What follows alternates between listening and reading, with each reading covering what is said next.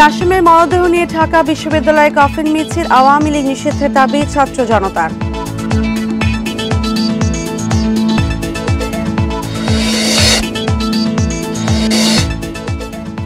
জাতিসংঘের প্রতিবেদনে হাসিনার বিরুদ্ধে গণহত্যায় গুরুত্বপূর্ণ প্রমাণ উপস্থাপন করা হবে ট্রাইব্যুনালে।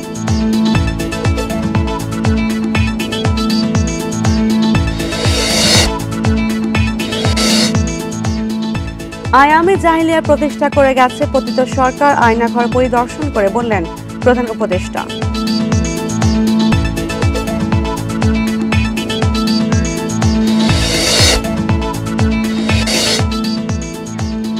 বরিশালের কীর্তনখোলা নদীতে তেলবাহী ট্রলারে বিস্ফোরণ, দগ্ধ 4 জনের শরীরে 80% পড়েছে।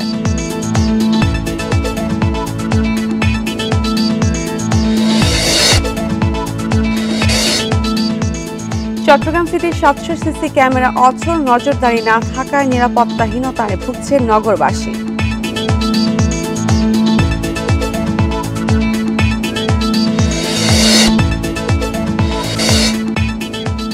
রুশ প্রেসিডেন্ট পুতিনকে ফোন, ডোনাল্ড ট্রাম্পের ইউক্রেন যুদ্ধ বন্ধের শিগগিরই আলোচনা শুরুর আশা।